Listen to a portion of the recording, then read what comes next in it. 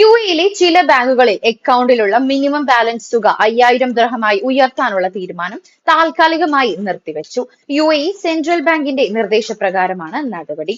രാജ്യത്തെ ചില ബാങ്കുകൾ മിനിമം അക്കൗണ്ട് ബാലൻസ് 3000 ദിർഹത്തിൽ നിന്നും 5000 ദിർഹത്തിലേക്ക് ഉയർത്താൻ തീരുമാനമെടുത്തതായി റിപ്പോർട്ടുകൾ വന്നിരുന്നു. ഇത് താഴ്ന്ന വരുമാനത്തിൽ ജോലി ചെയ്യുന്ന പ്രവാസികൾ അടക്കമുള്ളവർക്ക് കനത്ത തിരിച്ചടിയായിരുന്നു. എന്നാൽ മിനിമം അക്കൗണ്ട് ബാലൻസ് വർദ്ധിപ്പിക്കുന്ന തീരുമാനം താൽക്കാലികമായി നിർത്തിവെക്കാൻ സെൻട്രൽ ബാങ്ക് നിർദ്ദേശിക്കുകയായിരുന്നു. ബാങ്കുകളുടെ ഈ തീരുമാനം തൊഴിൽ വിപണിയെ എങ്ങനെ ബാധിക്കുമെന്ന് പഠിക്കണമെന്നും അടുത്ത നിർദ്ദേശം ഉണ്ടാകുന്നവരെയും മിനിമം അക്കൗണ്ട് ബാലൻസ് ഉയർത്തരുത് എന്നുമാണ് പറഞ്ഞിരിക്കുന്നത്.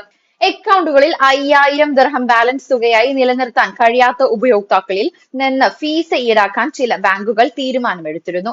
ഇത്തരത്തിലുള്ളവരിൽ നിന്ന് പ്രതിമാസം 25 ദിർഹമോ അതിലധികമോ ഫീസ് ഇനത്തിൽ ഈടാക്കാനായിരുന്നു തീരുമാനം.